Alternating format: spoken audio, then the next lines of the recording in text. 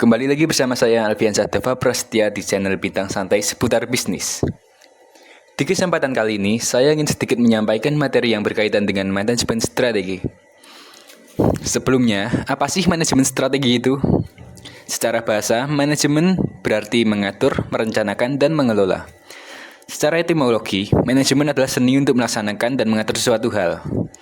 Strategi adalah suatu perencanaan jangka panjang untuk membantu pencapaian suatu tujuan atau sasaran tertentu. Jadi, dapat disimpulkan, manajemen strategis adalah suatu seni mengatur kegiatan perencanaan untuk mencapai suatu tujuan. Manajemen strategis bisa juga diartikan sebagai sebuah proses untuk menjalankan sebuah perusahaan dan yang akan mengatur semua aktivitas perusahaan yang dijalankan.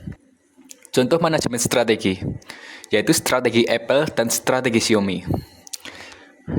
Dapat diketahui bahwa strategi manajemen perusahaan Apple lebih berfokus pada nilai keunikan dibanding harga, terus melakukan inovasi, strategi branding yang baik, serta mendengarkan masukan dari pelanggan.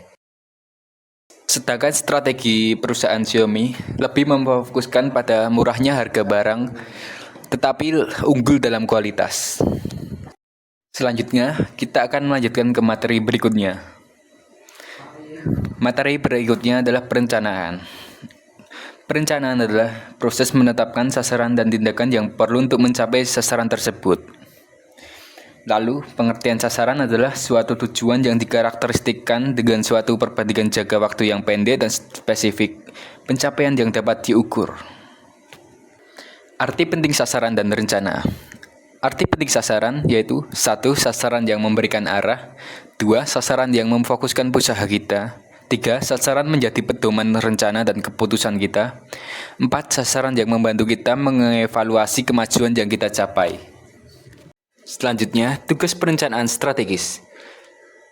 Tugas perencanaan strategis meliputi 1. Membentuk visi misi strategis, 2. Menentukan tujuan strategis, 3. Merumuskan strategi perusahaan, 4. Implementasi dan pelaksanaan strategi, 5. Evaluasi dan monitoring.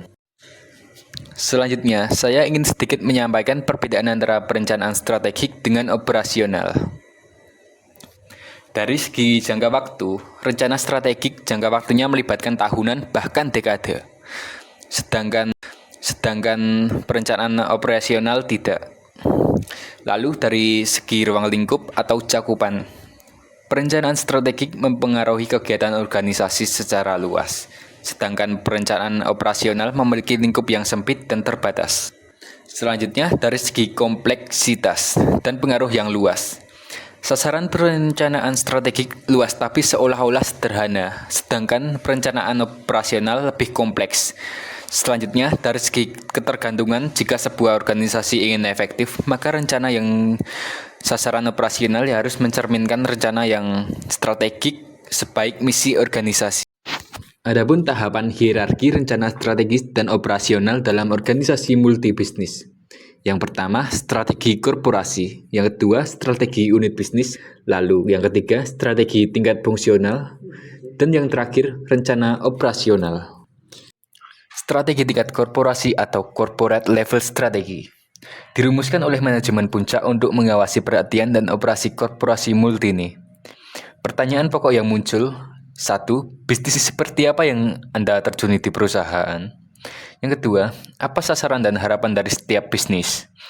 Lalu, yang ketiga, bagaimana pengalokasian sumber daya untuk mencapai semua sasaran? Lalu, strategi unit bisnis atau business unit strategy dirumuskan untuk mencapai sasaran bisnis. Strategi ini berkaitan dengan bagaimana bisnis bersaing di pasarnya, produk apa yang harus ditawarkan, pelanggan mana yang harus dilayani, dan bagaimana mendistribusikan sumber daya dalam bisnis. Sekian materi yang dapat saya sampaikan, kurang lebihnya saya mohon maaf, dan bila Anda menyukai channel ini, Anda bisa subscribe untuk video lainnya seputar manajemen bisnis. Salam sukses, salam.